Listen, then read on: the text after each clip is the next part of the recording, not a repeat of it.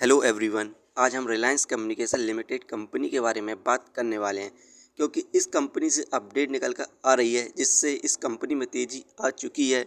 साथ में इस कंपनी की हम गिरावट की वजह को भी जानेंगे। इसके अलावा हम इस कंपनी में बाय सेल होल्ड क्या कर सकते हैं और नेक्स्ट टारगेट प्राइस क्या होगा, इन सभी के ऊपर बात करने वाले हैं। तो आइए वीडियो को स्टार्ट करते हैं। दोस्तों, रिलायंस कम्युनिकेशन लिमिटेड कंपनी का शेयर प्राइस अभी 1 रुपये 28 पैसे चल रहा है। आज के दिन इस कंपनी में हमें ज़बरदस्त तेज़ी देखने को मिली 4.07% की। वहीं पर बात करें तो 5 साल में इस कंपनी के द्वारा हमें नेगेटिव रिटर्न्स देखने को मिले हैं -20%। यहाँ पर 5 साल में जिस शेयर होल्डर ने इसे बाय किया होगा वो इस समय लॉस पर होगा। बात करें इस कंपनी की मेन वजह गिरावट की, यहाँ पर आप देख सकते हैं अकॉर्डिंग टू रिपोर्ट नई एजेंसी पीटीआई का गठन किया गया है, जिसमें इन्फोर्समेंट डायरेक्टर ने न्यू एसेट्स जो 1400 करोड़ के जब्त किए हैं मनी लॉन्ड्रिंग केस में रिलायंस ग्रुप चेयरमैन अनिल अंबानी और उनकी कंपनियों के।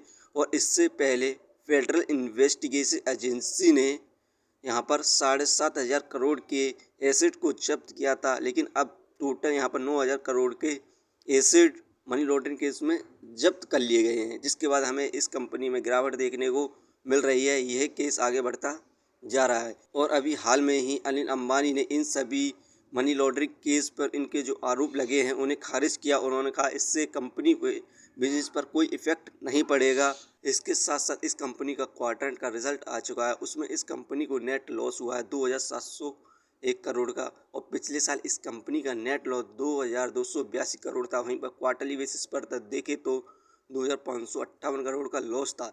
इस कंपनी को क्वार्टरली बेसिस और ईयरली बेसिस पर लॉस होता जा रहा है। यही कारण है कि 5 साल में हमें इस कंपनी में लगातार गिरावट देखने को मिल रही है।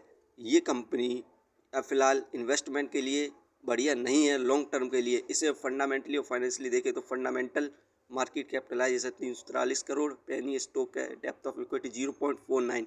इस कंपनी पर डेप्थ है जो कि एक इंसॉल्वेंसी के तहत एक बैंकरप्ट कंपनी हो चुकी है। 2019 में रिटर्न ऑफ इक्विटी 0.22%। ये हमें पर ईयर 1% के रिटर्न्स नहीं दे पा रही है। Earning per share -36.67। डिविडेंड फिलहाल देती नहीं है। Book value -349.79। ये शेयर इस समय हमें बुक वैल्यू से बहुत ज़्यादा हाई प्राइस पर मिल रहा है। Face value 5। फाइनेंशियली देखें क्वार्टरली बेसिस पर तो सितंबर 2024 में 2,286 करोड़ का लॉस हुआ, दिसंबर में 2,379 करोड़ का लॉस हुआ, मार्च में 2,502 करोड़, जून में 2,560 करोड़, सितंबर में जो अभी क्वार्टर की रिपोर्ट आई उसमें 2,701 करोड़ का लॉस हुआ। यहाँ पर आप देख सकते हैं क्वार्टरली बेसिस पर लॉस इंक्रीज होता जा रहा है। ये फाइनेंशियली और फंडामेंटली बहुत ज़्यादा ख़राब है।